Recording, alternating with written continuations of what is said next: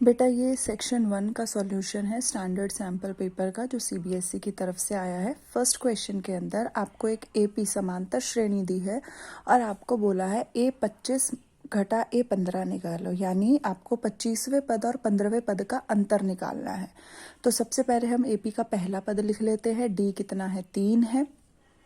अब 25वां पद कैसे होता है? a plus N minus 1 D, यानी एक कम आता है उससे, तो a प्लस 24 डी होगा, 15 a प्लस 14 डी होगा। यहाँ पर हमने वैल्यू सब्सटीट्यूट कर दी।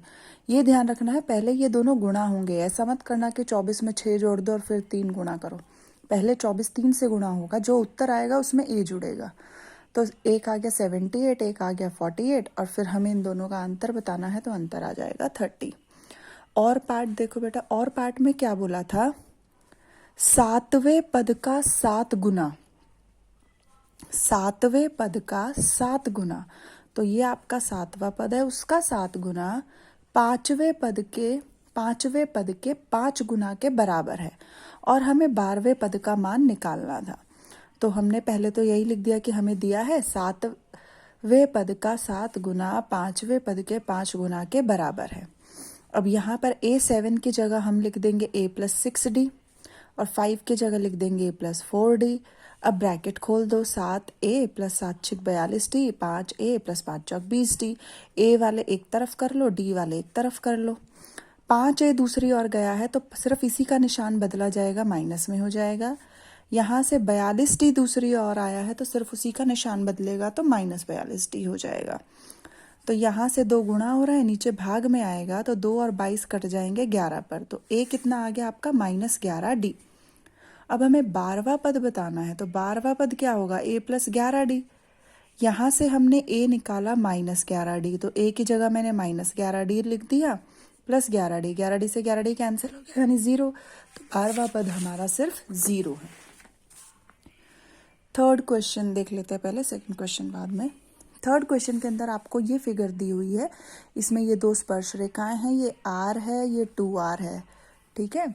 और हमें निकालना क्या है? हमें एक तो APB निकालना है। कोण APB कितना है? APB वैल्यू बतानी है इसकी, एग्जैक्ट 30 है, 60 है, 90 है, कितना है। और हमें ये बताना है कि जो ये त्रिभुज बन रहा है, ये वाला, ये त्रिभुज कैसा त्रिभुज है। तो देखो, सबसे पहले क्या कहा हमने कि ये जो दोनों कोण हैं, ये वाला कोण और ये वाला कोण, ये दोनों 90 के होंगे, क्योंकि स्पर्श रेखा त्रिज्या के साथ 90 डिग्री का कोण बनाती है। अब इस ट्रायंगल के अंदर देखो, इस ट्रायंगल में हमें निकालना है ये वाला कोण, ठीक है। अब ये ट्रायंगल, ये त्रिभुज कैसा है? समकोण त्रिभुज है, क्योंकि इसमें एक कोण 90 का आ गया। इसका मतलब हम इसमें त्रिकोणमिति के अनुप्रयोग जो चैप्टर है उसके अनुपात का यूज कर सकते हैं ना, क्योंकि समकोण त्रिभुज में ही होगा वो यूज। अब बात रह गई परपेंडिकुलर और बेस लेने की, ठीक है। अब बात रह गई परपेंडिकुलर और बेस लेने की। ध्यान रखना बेटा, जहां कोण बनता है, इस कोण को हमने थीटा माना, इस त्रिभुज में इस कोण को हमने क्या माना? थीटा। तो नीचे वाला भी एंगल थीटा होगा। अगर मैंने ऊपर वाले को थीटा माना है तो नीचे वाला भी थीटा होगा, या हम इस पूरे को थीटा मान सकते हैं, तो ऊपर वाला थीटा बटा 2 हो जाएगा, नीचे वाला भी थीटा बटा 2 होगा। उससे थोड़ी सी कैलकुलेशन बढ़ जाएगी, तो आसानी के लिए मैंने ऊपर वाले को थीटा माना है तो नीचे वाला भी थीटा ही होगा। तो टोटल ये कितना हो जाएगा फिर कोण? 2 theta, theta plus theta 2 theta हो जाएगा ना। फिलहाल ऊपर वाला सिर्फ थीटा है। हम इस त्रिभुज में त्रिकोणमिति के अनुप्रयोग लगाएंगे। ये बात ध्यान देना, जहां थीटा होता है उससे जुड़ी भुजा हमेशा आधार का काम करेगी। जहां थीटा होता है उससे जुड़ी भुजा, जिस भुजा को वो टच कर रहा है, वो आधार का काम करेगी। तो ये आपका आधार है, ये आपका लंब है, आधार, लंब, और ये हाइपोटेन्यूज 90 के सामने वाली, ठीक है। अब इसमें हमने त्रिकोणमिति के अनुप्रयोग लगाया, तो त्रिकोणमिति के अनुप्रयोग क्या होता है? परपेंडिकुलर अपॉन में हाइपोटेन्यूज, परपेंडिकुलर अपॉन में हाइपोटेन्यूज बराबर होता है साइन थीटा के। तो ये जो परपेंडिकुलर है ये तो r है, और हाइपोटेन्यूज आपकी 2r है, r बटा 2r बराबर साइन थीटा। ठीक है, तो यहाँ से R कट गया, साइन थीटा आ गया 1/2। अब साइन थीटा 1/2 कब होता है? साइन 30 पर होता है, तो साइन से साइन कट जाएगा, तो थीटा कितना आ गया आपका? 30 डिग्री। तो ये ऊपर वाला 30 है तो नीचे वाला भी 30 होगा, इसका मतलब ये पूरा क्या हो गया? 60। ठीक है, अब हमें बताना है कि ये वाला त्रिभुज कैसा त्रिभुज है। ये तो हो गया 60। अब देखो ये दोनों स्पर्श रेखाएं हैं तो इनकी लंबाई बराबर होगी। दो भुजाएं बराबर है तो इनके आमने सामने वाले कोण भी क्या होंगे? बराबर होंगे। इसका मतलब ये वाला कोण, सिर्फ ये वाला छोड़ दिया मैंने, ये पूरा 90 है ना। अब मैं सिर्फ ये वाले कोण की बात कर रही हूँ, अंदर वाले। ये वाला कोण इस वाले कोण के क्या होगा? बराबर होगा। और इसको मैंने मान लिया x, यही लिखा, माना कोण PAB बराबर PBA x। अब इस त्रिभुज में तीनों कोणों का जोड़ 180 होगा। एक तो हमने अभी 60 निकाला, x जमा x 180, ये इस तरफ गया माइनस हो जाएगा, तो 180 में से 60 गया 120।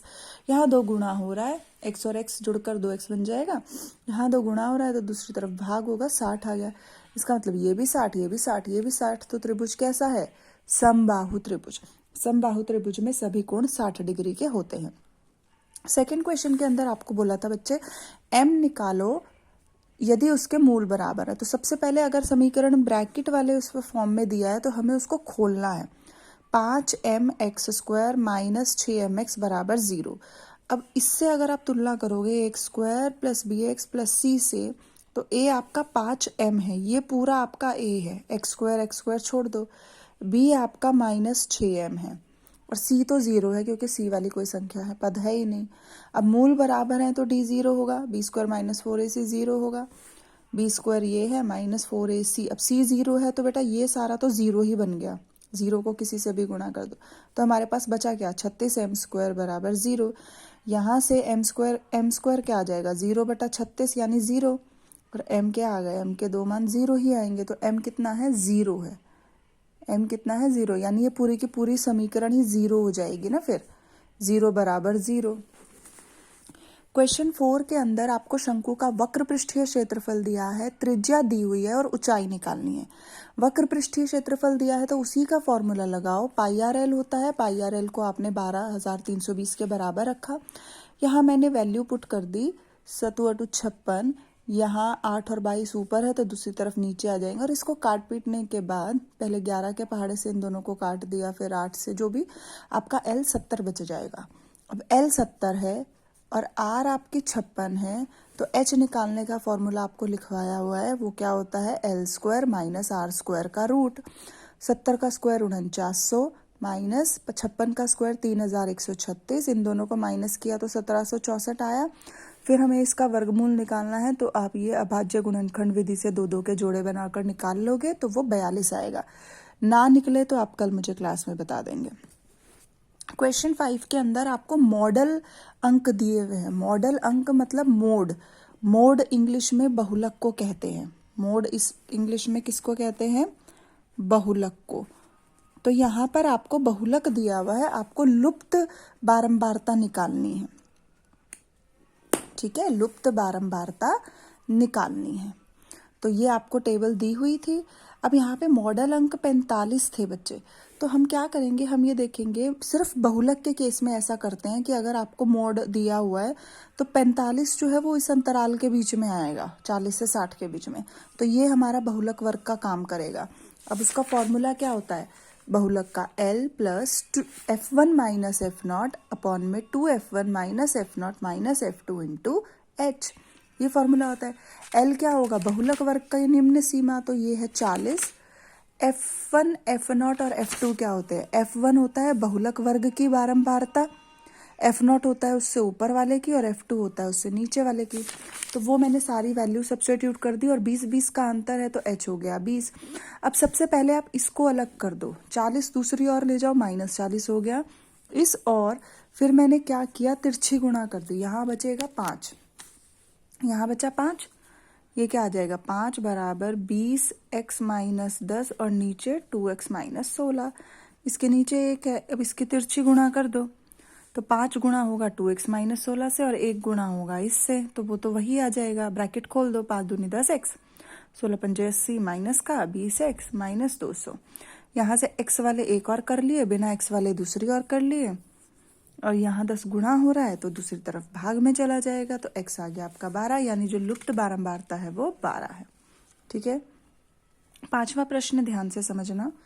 पांचवें प्रश्न के अंदर आपको बोला है कि जो लड़की है उसकी वर्तमान आयु से अगर हम 5 साल छोटे की बात करें तो उसका वर्ग 11 अधिक है उसकी वर्तमान आयु से, यानी मैंने वर्तमान आयु को माना x। वर्तमान आयु यानी अभी जो आयु है उसको क्या माना हमने, x माना। अब उसने बोला उससे अगर हम 5 साल छोटे तो 5 साल कम हो जाएंगे। उसका जो वर्ग है वो किसके बराबर है, वो बराबर है उसकी वर्तमान आयु के 5 गुना से 11 अधिक है। तो वर्तमान आयु x है, उसका 5 गुना 5x हो जाएगा, उससे 11 अधिक है तो 11 हमने जोड़ दिया और दोनों साइड बराबर कर देंगे। ठीक है। वर्तमान आयु में से अगर हम 5 घटा दें और उसका वर्ग कर दें तो वो किसके बराबर है, उसकी वर्तमान आयु को 5 से गुणा कर दो और उसमें 11 जोड़ दो। अब इसको कैसे खोलेंगे, इसको हमने खोला a minus B whole square use करके, a square plus B square minus 2ab, तो a स्क्वायर प्लस 5 का स्क्वायर माइनस 2 गुणा 5 गुणा x, तो ये आ गया। अब यहाँ से आप इकट्ठा कर लो, इस तरफ ले आओ सब, तो हमारे पास ये द्विघाती समीकरण बन गई।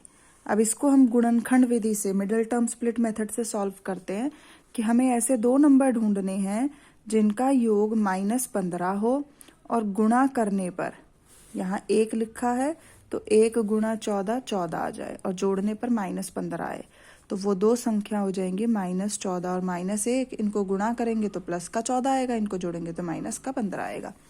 तो वो हमने इसको तोड़कर लिख दिया, फिर हमने इसके गुणनखंड किए तो 1x का मान आ जाएगा 1, -1 दूसरी तरफ जाकर +1 बन जाएगा और 1 आ गया 14। अब देखो उसकी वर्तमान आयु 1 तो हो नहीं सकती क्योंकि हमें उसकी वर्तमान आयु में से 5 घटाने भी तो हैं। प्रश्न में जैसे बोला है अगर है ही वो 1 साल की तो 5 तो उसमें से घट ही नहीं सकते, फिर इसका मतलब तो पैदा ही नहीं हुई। तो हम 14 लेंगे, 14 में से 5 घट कर क्या आ जाएगा, 9 आ जाएगा। तो वो 5 साल छोटी की भी बात हो रही है ना, इसलिए हम x 14 लेंगे तो उसकी वर्तमान आयु 14 ईयर्स है। दूसरे क्वेश्चन में आपको x के लिए हल करना है, यानी x का मान निकालना है। ये एक द्विघाती समीकरण बनी हुई है। कैसे, देखो द्विघाती समीकरण में x स्क्वायर वाला पद होना चाहिए, x वाला पद होना चाहिए और ये c वाला पद है आपका। तो इससे तुलना करने पर हमने पाया a है हमारा 9, b है हमारा माइनस का 6p और c है हमारा p square minus q square. ये पूरा क्या है, c। अब x निकालना है हमें, तो x निकालने का फॉर्मूला क्या होता है, -b प्लस माइनस √d/2a। और d कैसे निकलता है, d निकलता है b स्क्वायर माइनस 4ac से। आपने बुक्स में देखा होगा यहाँ d की जगह b स्क्वायर माइनस 4ac लिखा होता है, तो आप वो भी लिख सकते हो। अब b स्क्वायर यानी -6p का होल स्क्वायर -4 गुणा 9 गुणा, ये हमने वैल्यू पुट कर दी।